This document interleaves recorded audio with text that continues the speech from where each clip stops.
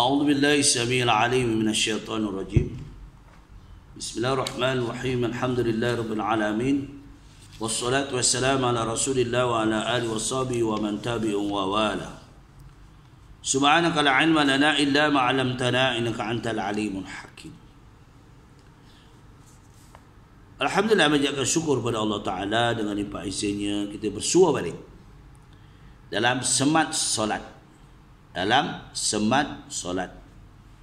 Melakukan amal-amal, terutama kita dah masuk hari ini 3 Ramadan. Lama tidak berkumandang. Beberapa dah, seminggu 2 minggu dah. Tapi saya teruskan juga dalam semat solat perkara makruh dan perbezaan dalam sembahyang. Perkara-perkara makruh dalam sembahyang, berapa banyak perkara-perkara yang menyebabkan makruh dalam sembahyang. Perkara-perkara makruh itu banyak, di antaranya 1, berpaling ke kiri, berpaling ke kanan. Tengah sembahyang tu tengok, walau tak batal, itu tengah sembahyang, tiba-tiba bunyi cecak ya, cecak, cek. Dia tengok atas, jaga dah, takut mengubah niat. Tengah sembahyang, bunyi cecak, cek ke atas. Ni. Kalau duduk ya, dulu ya, kita sembahyang di surau lama tau, ingat surau lama kan banyak cecak, sawang pun banyak. Benar tak? Surau lama lah, masjid lama biasa. Tapi kalau rumah kita pun, kalau kita tak jaga, begitulah kerja dia. Ya tak? Kalau kita cuba kita tengok nakalnya Zat tu ya, dia berak pun, cuba tengok tai dia.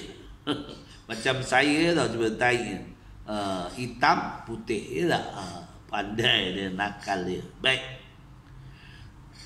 kalau kita memandang ke atas, bermakruh, ya, walaupun tidak, kalau berubah niat lagilah, dia tak berubah niat. Kalau berubah niat maka mendatangkan batal. Yang kedua, memandang ke atas itu, mendongak, cantik ya. Kadang-kadang orang sembahyang suka tengok, sadar tengok sini.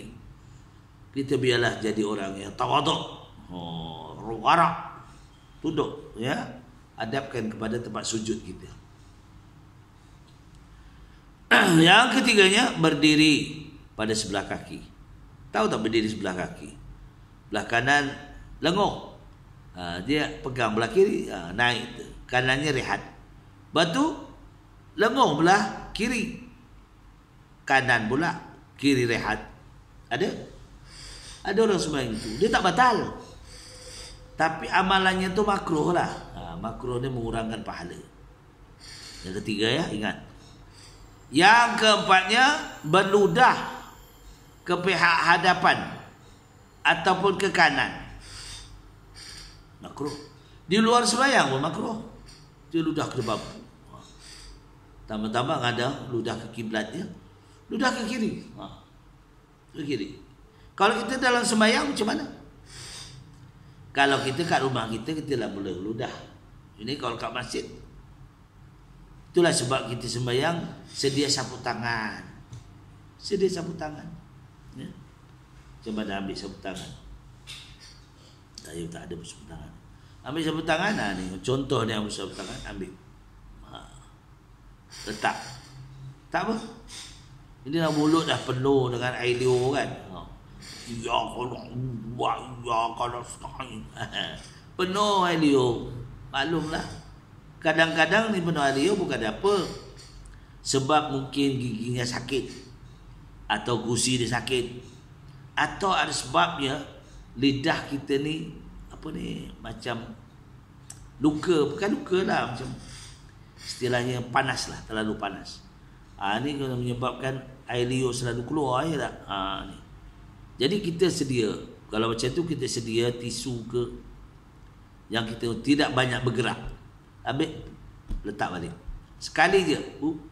Jangan musuh, batal lah. Sekali boleh. Macam kita gatal. Kita pap. Sudah. Dah. Jadi jangan tu dia kena 3 kali pergerakan, maka batallah solat. Ya, yang kelima, berlebih-lebihan, membungkuk dan mendudukkan kepala ketika rukuk. Ni kadang-kadang Allah dah bagi sukatan. Kita bila rukuk ni, kita peganglah lutut kita, duduk lutut tu. Ini bawah lutut. Mana boleh. Allah dah bagi sukatan dalam rukun fi'li. Dalam kedudukan kita sembahyang. Kita pegang lutut kita supaya rata. Rata.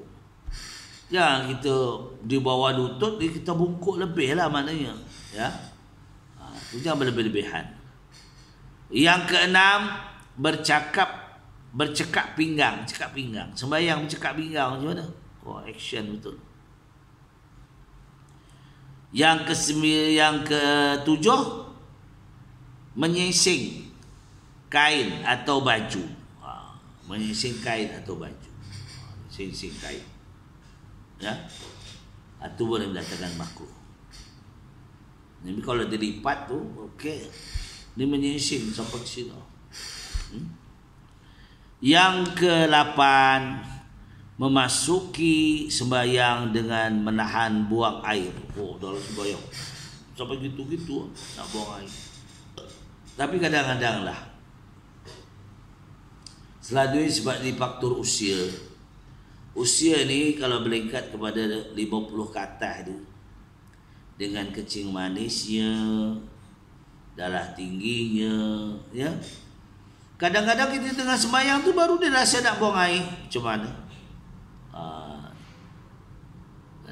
Jadi makruh lah. Tidaklah pula membatalkan makruh. Sebelum sembahyang, kita pastikan yang kita ni, kadang-kadang ni benda gangguan ni, ya. Betul. Maklumlah saya tugas jadi imam. Kadang-kadang kita kena ready. Sebelum kita sembahyang tu lebih kurang setengah jam, kita dah ready lah. Nak buang air ke apa. Takut dalam sembahyang kita benar datang. Ya, dia datang. Dia datang tu kita kena tahan. Tak tahan habis ya, keluar. Perbezaan lelaki dan perempuan dalam sembahyang, adakah dapat perbezaan di antara lelaki dan perempuan dalam sembahyang? Ada, iaitu bagi lelaki ialah sunat ia merenggangkan 2 siku daripada rusuknya ketika rukuk dan sujud. Renggangkan, ya. Itu lelaki. Sunat bagi lelaki. Bagi perempuan, sunat ia meninggikan perutnya. Bagi lelaki ni banyak, ya, bagi lelaki. Perempuan lain. Bagi lelaki tadi, pertama merenggangkan ketika rukuk dan sujud. Dan sunat meninggikan perutnya daripada pahanya pada ketika rukuk dan sujud. Meninggikan perutnya ditinggikan, bengkok badan. Yang ketiga, sunat ia membaca dengan kuat atau menyaring pada bacaan yang tertentu, ya, bacaan waktu maghrib, waktu isya, waktu subuh. Bagi laki-laki boleh menyaringkan, ya. Jadi walaupun terdengar orang yang bukan ajnabi, tak apa lelaki. Sunat ia membaca, ya, dengan kuat, nyaring. Yang keempat, sunat membaca tasbih. Subhanallah ketika berlaku sesuatu perkara yang berkehendak supaya didatangkan qasad zikir.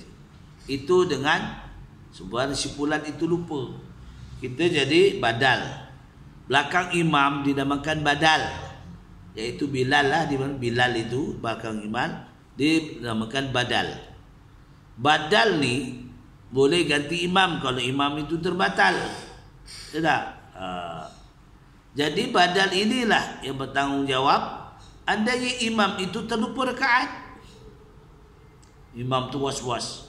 Dia sembahyang ni 2 ke 3, 2 ke 3. Dia ambil 2 lah. Tapi sebab ada badal, ada orang yang di belakang imam itu atau Bilal itu akan memberitahu dengan lafaz subhanallah. Apa tujuannya? Memberitahu ada kamu silap. Tapi dia tak bolehlah niat dengan nak memberitahu saja. Niatlah ketika majlis subhanallah itu dengan niat zikrullah, maka tak batal sembahyang. Kalau dia niat untuk memberitahu imam saja, maka batallah sembahyangnya, sebab ubah dah niat, bukan zikir pada Allah.